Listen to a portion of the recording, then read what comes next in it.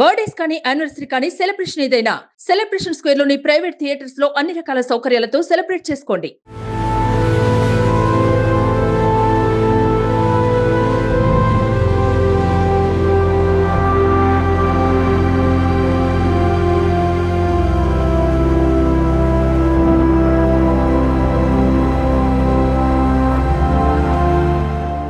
ప్రస్తుతం మనం ఉన్నాం అల్కాపూర్లో ఉన్నటువంటి పవిత్ర జయరామ్ ఇంటి దగ్గర ఉన్నాం. యాక్చువల్లీ ఈ ఇంట్లోనే నిన్న కో ఆర్టిస్ట్ అయినటువంటి చంద్రకాంత్ బలవన్ మరణానికి పాల్పడ్డాడు ఉరివేసుకొని. నిన్న మధ్యాహ్నం 12 గంటల నుంచి కూడా అతని ఫోన్ స్విచ్ ఆఫ్ లో ఉంది. ఆన్ లో ఉన్న చాలాసేపు వరకు కూడా అసలు కాల్ కలవలేదు అని చెప్పేసి అనేక మంది ట్రై చేసినా కూడా వేస్ట్ అయిపోయిందని చెప్పి నేను వాళ్ళ వైఫ్ చెప్తా ఉన్నారు. చాలా ట్రై చేసి మార్నింగ్ ఆవిడ మాట్లాడారంట వాళ్ళ సిస్టరు. అప్పుడు తిన్నావా అంటే తినలేదు, నేను పవిత్ర జయరామ్ వాళ్ళకి సంబంధించిన ఇన్సూరెన్స్ డబ్బుల కోసం వెళ్తున్నాను, నేను వెళ్ళి ఆ పని చేసుకొని రావాలి అని చెప్పాడంట. ఆ తర్వాత 12 గంటల నుంచి అసలు ఫోనే లిఫ్ట్ చేయలేదు ఎవరిది అని చెప్తా ఉన్నారు. ఇప్పుడు మనం ఎక్కడైతే ఉన్నామో ఇదే ఇంట్లో అతను హ్యాంగ్ చేసుకొని ఉరేసుకొని చనిపోయినటువంటి పరిస్థితి. ఇదే ఇంట్లో కొన్ని సంవత్సరాలుగా పవిత్ర జయరామ్తో కలిసి అతను సహజీవనం చేస్తున్నారు. మరి మ్యారేజ్ చేసుకున్నాను అని చెప్తున్నారు కానీ వాళ్ళ వైఫ్ అయితే మ్యారేజ్ చేసుకోలేదు, తెలీదు అని చెప్తున్నారు.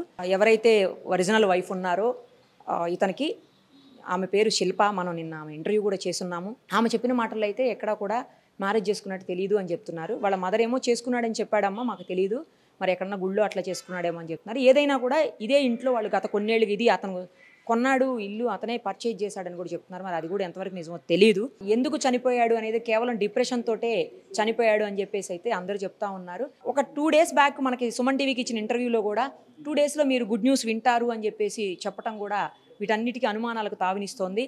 ఆ విషయంలోనే వాళ్ళ భార్య, ఫ్యామిలీ అందరూ కూడా మేమంతా ఉన్నాం కదా, ధైర్యంగా ఉండు, పాత విషయాలు ఏమీ కూడా మేము తిరగదోడము, పాత విషయాలు ఏమీ కూడా అసలు టచ్ చేయము, అడగము, నిన్ను వదిలేసాయి, పిల్లల కోసం వచ్చేసి. ఎందుకంటే 4 ఏళ్ళు 7 ఏళ్ళు చిన్న పిల్లలు ఉన్నారు, చాలా దారుణమైనటువంటి సిచ్యుయేషన్లో ఉన్నారు ఫ్యామిలీ అంతా కూడా.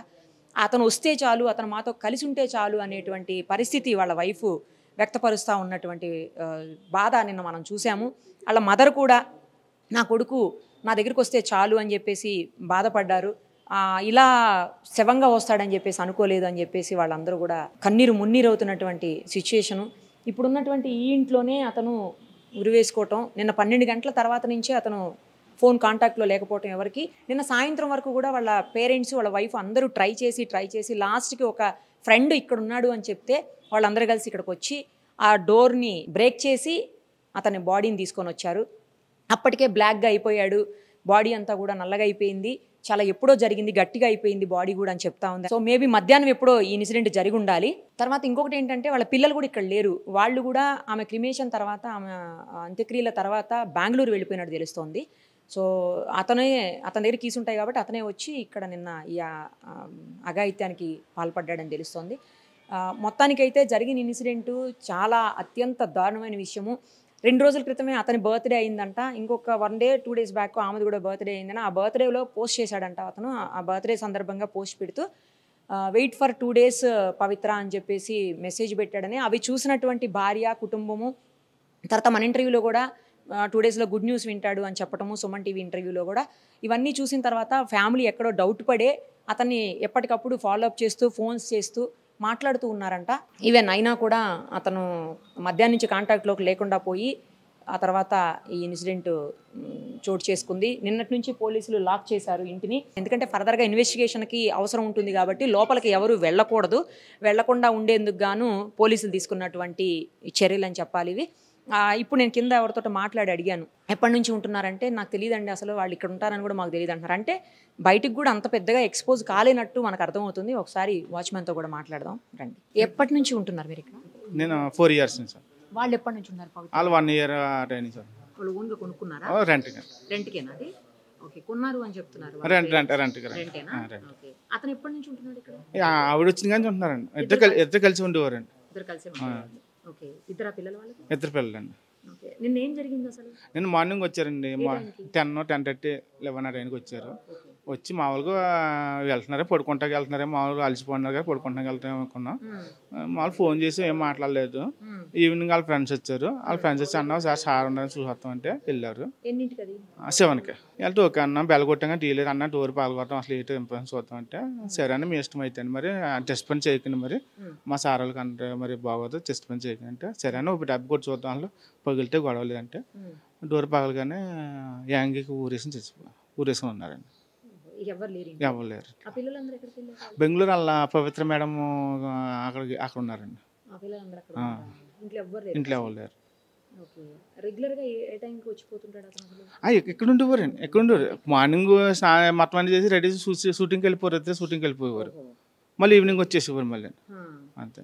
నిన్నైతే పొద్దున రావటం ఇదంతా జరిగింది. ఇదేమైనా మాట్లాడారా మీతో? మా దేశం మేము మాట్లాడాలి. నిన్న కానీ మొన్న కానీ ఈ ఇన్సిడెంట్ తర్వాత మొన్న ఒక రోజు ఇచ్చారు మాటలు ఎలా పోయారు అనగా మాకు అసలు అంత లేదు ఎలా పోయారు అని చెప్పేవారండి. ఆవిడ మాట్లాడేవాళ్ళు ఎప్పుడన్నా పవిత్ర? పవిత్ర మేడం ఎప్పుడు మాట్లాడేవారు అన్న అన్న అని అంటుండేవారు వాళ్ళు వచ్చేవారు షూటింగ్ చేసి వెళ్ళిపోవారు అంటే అంతవరకు అండి మాకు ఇంటి నుంచి. ఓనర్స్ ఎక్కడ ఉంటారు? వన్స్ ఊరి పేరు తెలియదండి నాకు ఎక్కడ సిటీలోనే. సిటీలోనేనా? ఓకే. పోలీసులు వచ్చారా? నిన్న వచ్చారు 7:30 ఆ టైంకి వచ్చారండి.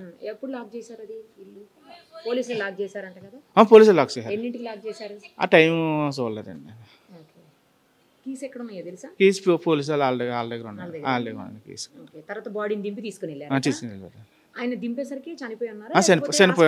చనిపోయి ఉన్నారండి. అప్పటికే చనిపోయాను. ఎప్పుడు జరిగి ఉండొచ్చు అన్నారు? తెలియదండి మనకి. పోలీసులు అదేం చెప్పలేదు మనకి. వాళ్ళ ఫ్రెండ్స్ కానీ అసలు ఏం చెప్పలేదు. మామూలుగా అయితే ఎవరితో గొడవలు పడతారు? లేదు అలాంటి అలా మంచిగా ఉంటారు అసలు అలాంటిది ఏం లేదు. వాళ్ళ పని ఇందాక నేను ఎవరో కనిపిస్తే అడిగాను మీరు చూసారా అంటే అసలు ఎప్పుడు చూడలేదండి మేము ఎప్పుడు. అంటే ఆయన అంటే పొద్దున్నే వెళ్ళిపోయి షూటింగ్కి వెళ్ళిపోరు పొద్దున్న 6కి 7కి వెళ్ళిపోవారు మళ్ళీ నైట్ ఎప్పుడు వచ్చేవారు అంతే అంతవరకు అండి. అది ఫ్రెండ్స్ అట్లా వచ్చేవాడు కదా? ఎవరు వచ్చేవారు కాదు. వాళ్ళ వైఫ్ వచ్చేదా? అసలు అసలు తెలియదు నాకు అసలు తెలియదు వాళ్ళ వైఫ్ అనేది. అది నిన్నైనా న్యూస్లో ద్వారా తెలిసిందంటే ఆయన రెండో పెళ్ళి అయిందని మనకు తెలియదు. అసలు కాదు మొదట ఆవిడ పెళ్లి తెలియదు నాకు తెలియదు అసలు. ఇద్దరు పిల్లలు ఉన్నారు అయ్యేది వాళ్ళు ఎవరు ఎప్పుడు రాలేదు? ఎప్పుడు రాలేదండి ఈ 1 year లో అసలు. సుమన్ టీవీలో మీ పర్సనల్ అండ్ బిజినెస్ ప్రమోషన్స్ కోసం కింది నెంబర్కి కాంటాక్ట్ చేయండి.